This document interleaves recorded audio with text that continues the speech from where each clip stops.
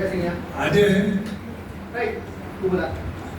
જે આપણા વડાપ્રધાન શ્રી નરેન્દ્રભાઈએ યોગનું આપણા ઋષિમુનિએ આપેલું કે આપણને આરોગ્ય માટે આરોગ્ય જાળવવા માટે જે સમજાવેલું જે પ્રક્રિયા આપેલી હતી એને ઉજાગર કરી અને આજે આપણો યોગ આ વિશ્વમાં એટલે એનો પ્રચાર પ્રસાર કરી અને આપણો યોગ એ યુનોમાં પાસ થયું 1914માં 1915 શરૂ થયું. આજે 26 વર્ષ છે આજે યોગના 12 વર્ષ પછી આંતરરાષ્ટ્રીય યોગ આપણો થાય છે બધે. તો આપણે દર વર્ષે યોગ અવારનવાર 21 જૂને આપતો કરીએ છીએ.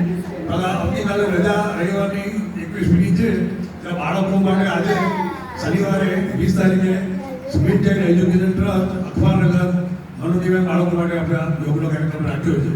અહીંયા યોગા ટીચર ભારતીબેન અને ધનંજયભાઈ જે યોગના ટીચર છે, નિષ્ણાત છે, યોગાચાર્ય છે, એ આપણને બાળકોને યોગ કરાવશે અને બાળકોને ઉત્સાહિત કરવા માટે એમનો મનોવિકાસ થાય એ માટે તંદુભી જે સંચાલકથી તંદ્રસિંહ ચૌહાણ એ સતત કાર્યશીલ છે અને એમના અવારનવાર આમંત્રણથી ગાયત્રી પરિવાર, Lions club, Jodhpur hill, fort અને જાયન્ટ કોહિનૂર આવી સંસ્થાઓ સહયોગ કરે છે. એમના દ્વારા બાળકોને પ્રોત્સાહિત કરવા માટે ઇનામો, નાસ્તો, ભોજન જો અવારનવાર આપવામાં આવે છે. આજે પણ આ કાર્યક્રમ કરવામાં આવશે.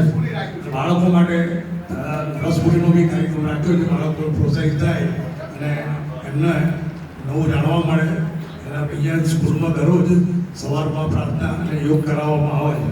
જેથી કરી દીપિકાબેન અમારા જે એના ટીચર છે બેન છે અને હેતલબેન બે બહેનો પ્રશંસનીય સેવા આપે છે. બાળકોને તરત તૈયાર કરે છે એમને અને એમને જ્ઞાન આપ્યું. સામાજિક જ્ઞાન જે એ બાળકો મનોદિવ્યાંગ બાળકો છે એ એમને જે સામાજિક જ્ઞાન સમાજમાં એમને પોતે સ્વતંત્ર રીતે મોટાથી કાર્યશીલ રહે એમ બને આગળ વધે એ તંદુરસ્તી ચૌહાણ અને બે બહેનો એ પ્રયત્ન કરી રહી છે. ધન્યવાદ અને આપણો કાર્યક્રમ આગળ કરવાવીએ.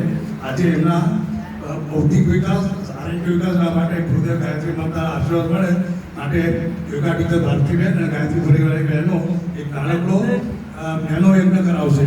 એમાં ગાયત્રી મંત્રની આહુતિઓ આપણે બધા આપીશું જેથી કરી બાળકોનું આરોગ્ય સારું રહે, એમનો બૌદ્ધિક વિકાસ થાય, એમના આશીર્વાદ મળે.